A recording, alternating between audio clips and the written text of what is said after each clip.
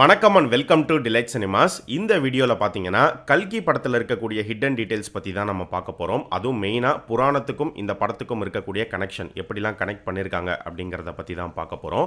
And இந்த வீடியோவில் கண்டிப்பாக ஸ்பாய்லர்ஸ் அப்படிங்கிறது இருக்கும். So spoiler alert. இன்னும் படம் பார்க்காதவங்க பார்த்துட்டு வந்து இந்த வீடியோ பாருங்கள்.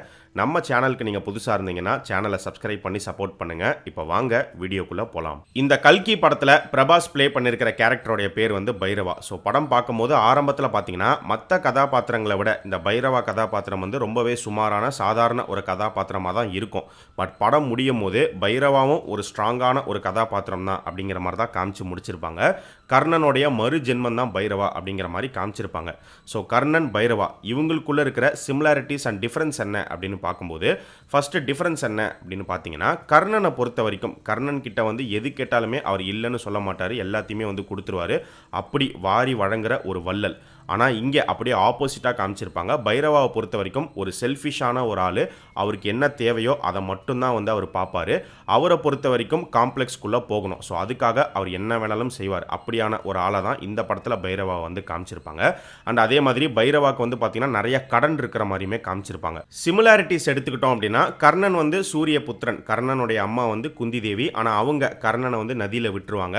அரண்மனை தேரோட்டி அதிரதன் அவர் தான் கர்ணன் எடுத்து வளர்க்குற மாதிரி வந்து காமிச்சிருப்பாங்க. அதே மாதிரி இந்த படத்துலையுமே நீங்கள் பார்த்தீங்கன்னா பைரவாவுடைய உண்மையான அப்பா அம்மா யார் அப்படிங்கிறத ரிவீல் பண்ணியிருக்க மாட்டாங்க. மேபி அதை சொல்லாமல் கூட அப்படியே விட்டுறலாம். இல்லைனா பார்ட் 2ல் அவங்க யார் அப்படிங்கிறத காமிச்சு கனெக்ட் பண்ணி கூட வந்து எடுத்துகிட்டு போகலாம். அது பார்ட் 2 வந்தால் தான் நமக்கு தெரிய வரும். இந்த படத்தில் பார்க்கும்போது பைரவா வந்து குழந்தையாக இருப்பார். துல்கர் சல்மான் அவர் தான் இந்த குழந்தையை பார்த்துட்டு எடுத்து வளர்க்குற மாதிரி வந்து காமிச்சிருப்பாங்க. கர்ணன் வந்து குந்தி தேவியோடைய மகனா அரண்மனையில் வளர வேண்டிய ஒரு ஆள். ஆனால் ஒரு தேரோட்டியோடைய ஒரு மகனா சாதாரண ஒரு லோ லைஃப் வாழ்ந்துட்டு இருக்கிற மாதிரி தான் மகாபாரதத்தில் காமிச்சிருப்பாங்க.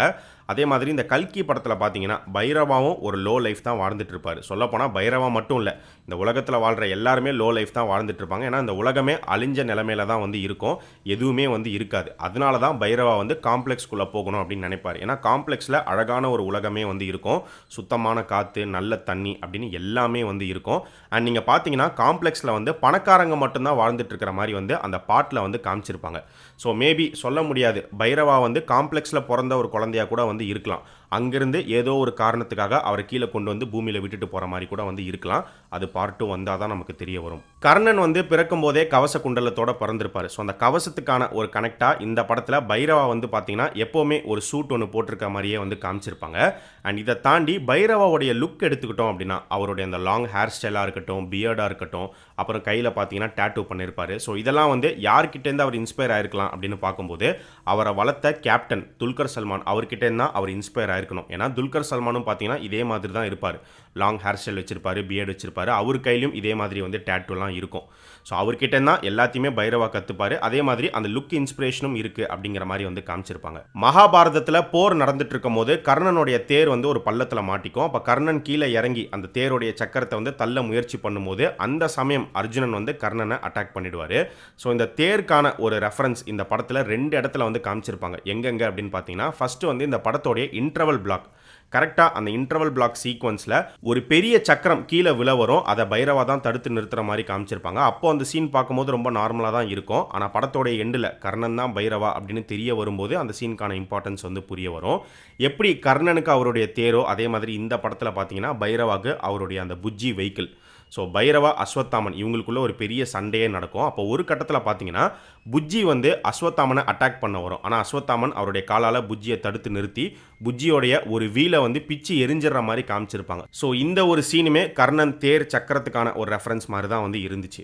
மகாபாரதத்தில் அர்ஜுனன் பயன்படுத்தின காண்டிபமாக இருக்கட்டும், கர்ணன் பயன்படுத்தின விஜய் தனுஷா இருக்கட்டும், இது ரெண்டுத்துக்குமே தனித்தனி கதை அப்படிங்கிறது இருக்குது. ஆனால் இது ரெண்டுத்தையும் இந்த கல்கி படத்தில் வந்து காமிச்சிருப்பாங்க. ஸோ விஜய் தனுஷை பொறுத்த வரைக்கும் அஸ்வத்தாமன் வந்து அதை கூடவே வச்சிருக்காரு அப்படிங்கிற மாதிரி காமிச்சிருப்பாங்க. ஆனால் காண்டிபம் எடுத்துக்கிட்டோம் அப்படின்னா திடீர்னு ஒரு நாள் பூமியில் வந்து கிடைக்குது அப்படிங்கிற மாதிரி தான் ஒரு சீன் வச்சிருப்பாங்க. ஆனால் இதுக்கு பின்னாடியும் மகாபாரதம் கனெக்ட் அப்படிங்கிறது இருக்கு. மகாபாரதத்தில் போர்லாம் முடிஞ்சதுக்கு அப்புறமா பாண்டவர்களுடைய கடைசி காலம், அவங்க வந்து ஹஸ்தினாபுரத்தை விட்டு விலகி அவங்களுடைய கடைசி பயணம் வந்து மேற்கொள்வாங்க. ஸோ இனிமே அர்ஜுனனுக்கு அவருடைய காண்டிபம் வந்து தேவைப்படாது. இந்த காண்டிபத்தை வந்து அக்னி தான் வந்து அர்ஜுனனுக்கு பரிசா கொடுத்துருப்பாரு. இந்த காண்டிபம் வந்து வர்ணன் கடவுளுடையது. வர்ணன் வந்து காட் ஆஃப் சி அப்படின்னு சொல்லுவாங்க.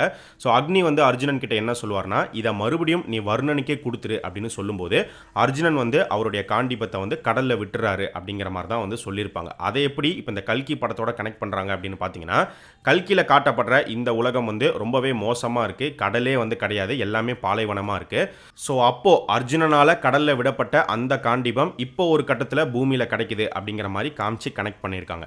அஸ்வத்தாமன் கதாபாத்திரத்தை எப்படி இந்த கல்கி படத்துக்குள்ளே கொண்டு வந்து கனெக்ட் பண்ணாங்களோ அதே மாதிரி இந்த கல்கி சினிமேட்டிக் யூனிவர்ஸில் பரசுராமர் கதாபாத்திரத்தை கொண்டு வரத்துக்கும் நிறையவே வாய்ப்புகள் இருக்குது. ஏன்னா பரசுராமரும் இம்மோர்டல் தான். அண்ட் அவர் தான் வந்து பார்த்தீங்கன்னா கர்ணனுக்கு வந்து எல்லா ட்ரைனிங்குமே கொடுத்துருப்பாரு. கர்ணனுக்கு மட்டும் இல்லை, கல்கிக்குமே அவர் தான் வந்து ட்ரைனிங் கொடுப்பாரு அப்படிங்கிற மாதிரிலாம் கதையில் வந்து சொல்லப்பட்டிருக்கு. அதனால பரசுராமர் கேரக்டரை ஃபியூச்சரில் கொண்டு வரதுக்கு வாய்ப்புகள் இருக்குது. பட் இப்போ இந்த கல்கி படத்தை பார்த்துட்டு சொல்லப்படுற ஒரு தியரி என்ன அப்படின்னு பார்த்தீங்கன்னா, இந்த படத்தில் துல்கர் சல்மான் வந்து ஒரு கேமியோ பண்ணியிருப்பாரு. அவர் வந்து மேபி பரசுராமராக இருக்கலாம் அப்படிங்கிற மாதிரி சோஷியல் மீடியாவில் ஒரு தியரி ஒன்று போயிட்டுருக்கு. ஏன்னா கர்ணனுடைய மறுஜென்மம் தான் வந்து பைரவாவுக்கு வந்து எல்லா ட்ரைனிங்குமே கொடுக்கறது வந்து துல்கர் சல்மான் தான். ஸோ அதனால் அவர் பரசுராமராக இருக்கிறதுக்கு வாய்ப்புகள் இருக்குது அப்படிங்கிற மாதிரி சொல்கிறாங்க. பட் எனக்கு இதை பற்றி கன்ஃபார்மாக தெரியல. இது வந்து ஃபேன்ஸோடைய தியரி தான். இதை பற்றி நீங்கள் என்ன நினைக்கிறீங்க அப்படிங்கிறத கமெண்ட் செக்ஷனில் சொல்லுங்கள்.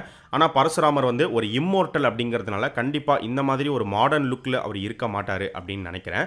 மேபி பரசுராமருக்கான ஒரு ரெஃபரன்ஸாக வேணால் துல்கர் சல்மான் கேமியோவை இவங்க யூஸ் பண்ணியிருக்கலாம். விஷ்ணுவோடைய தசாவதாரம் அதில் கடைசி 10வது அவதாரம் தான் இந்த கல்கி அவதாரம். ஸோ கல்கி வந்து பார்த்தீங்கன்னா விஷ்ணு வியாஸுங்கிற அப்பாவுக்கும் சுமதி அப்படிங்கிற அம்மாவுக்கும் பிறப்பாரு அப்படிங்கிற மாதிரி தான் சொல்லப்பட்டிருக்கு. ஸோ அந்த சுமதி கனெக்டை இந்த படத்தில் எப்படி கொண்டு வந்திருப்பாங்க அப்படிங்கிறது உங்களுக்கே தெரியும். தீபிகா படுகோனுக்கு வந்து பேரே இருக்காது. அவங்கள வந்து SUM80 அப்படிங்கிற ஒரு கோடு தான் உங்களுக்கு கொடுக்கப்பட்டிருக்கும். அந்த SUM80 தான் வந்து கைரா வந்து சுமதி அப்படின்னு மாற்றுவாங்க. அங்கேருந்து தான் சுமதிங்கிற பேர் வந்து தீபிகா படுகோனுக்கு கிடைக்கிற மாதிரி இந்த படத்தில் வந்து காமிச்சிருப்பாங்க. விஷ்ணு கடைசியாக எடுக்கிற இந்த கல்கி அவதாரம் யாரை அழிக்கிறதுக்காக அப்படின்னு பார்த்தீங்கன்னா, யார் வில்லன் அப்படின்னா கலி வந்து ஒரு மிகப்பெரிய ஒரு அரக்கன். இந்த கல்கி படத்தில் கலியை வந்து சுப்ரீம் யாஸ்கின் கூட வந்து நம்ம கனெக்ட் பண்ணிக்கலாம். ஸோ கலியோடைய கிரேட் கிராண்ட் ஃபாதர் யார் அப்படின்னு பார்த்தீங்கன்னா, படைக்கும் கடவுள் அப்படின்னு சொல்லப்படுற பிரம்மா தான்.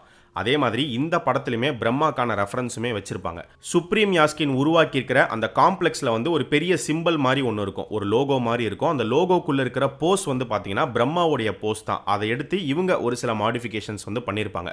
அதே மாதிரி சுப்ரீம் கீழே வேலை பார்க்குற எல்லாருடைய சூட்லையுமே வந்து அந்த ஒரு லோகோ, அந்த போஸ் வந்து கண்டிப்பாக இருக்கும். இதெல்லாம் தாண்டி இந்த படத்தோடைய எண்டில் இன்னொரு சூப்பரான ஒரு கனெக்ட் ஒன்று பண்ணியிருப்பாங்க. அர்ஜுனனுடைய அந்த காண்டிபம் வந்து கடைசியாக சுப்ரீம் யாஸ்கின் கிட்ட போயிடும். அவர் வந்து அதை பிடிச்சி யூஸ் பண்ணுற மாதிரி வந்து காமிச்சிருப்பாங்க.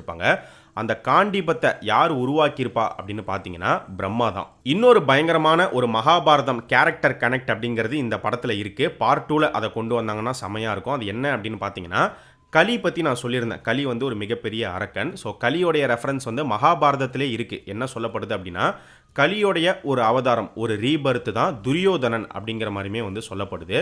ஸோ அப்படி பார்க்கும்போது இந்த படத்தில் பார்த்தீங்கன்னா கலி கேரக்டரை வந்து நீங்கள் சுப்ரீம் யாஸ்கின் கூட கனெக்ட் பண்ணிக்கலாம். கலியோடைய ஒரு அவதாரம் துரியோதனன் அப்படின்னா அப்போ துரியோதனனுமே வந்து சுப்ரீம் யாஸ்கின் கூட கனெக்ட் ஆகும். இப்போ இந்த கல்கி படத்தை எப்படி முடிச்சிருப்பாங்க அப்படின்னு பார்த்தீங்கன்னா, பைரவா வந்து சுமதியை தூக்கிட்டு காம்ப்ளெக்ஸை நோக்கி போகிற மாதிரி காமிச்சிருப்பாங்க. அண்ட் படத்தோடைய போஸ்ட் கிரெடிட் சீனில் பார்த்தீங்கன்னா காம்ப்ளெக்ஸில் இருக்கக்கூடிய சுப்ரீம் யாஸ்கின் வந்து இனிமேல் யாரும் வேணாம், நானே வரேன், நானே களத்தில் இறங்குறேன் அப்படிங்கிற மாதிரி அவர் சொல்லுவார். யாஸ்கினுக்கு தேவை சுமதி தான். அவங்களுடைய வயிற்றுலேருந்து சீரம் எடுக்கணும். அந்த சுமதியை தான் பைரவா அவரே காம்ப்ளெக்ஸை நோக்கி கூட்டிகிட்டு போயிட்டு இருக்காரு. ஸோ சுப்ரீம் யாஸ்கின் கிட்ட பைரவா வந்து சுமதியை போய் ஒப்படைக்கிறாரு அப்படின்னே நம்ம வச்சுப்போம்.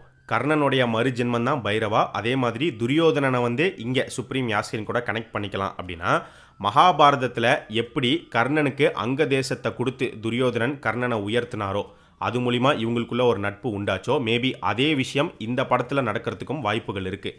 ஏன்னா சுப்ரீம் யாஸ்கினுக்கு தேவை சுமதி தான். யாராலையுமே சுமதியை கூட்டிகிட்டு வர முடியல, பைரவா தான் கூட்டிகிட்டு வந்து கொடுக்குறாரு. மேபி இதனால கூட சுப்ரீம் யாஸ்கின் வந்து சுமதிக்கான அந்த பவுண்டியை மட்டும் பைரவாவுக்கு கொடுக்காம காம்ப்ளெக்ஸ்லேயே பைரவாவுக்கு ஒரு பெரிய பதவியை கொடுத்து அவரை ப்ரொமோட்டும் பண்ணலாம். இப்படி கூட கதையை கொண்டு போகிறதுக்கு வாய்ப்புகள் இருக்குது.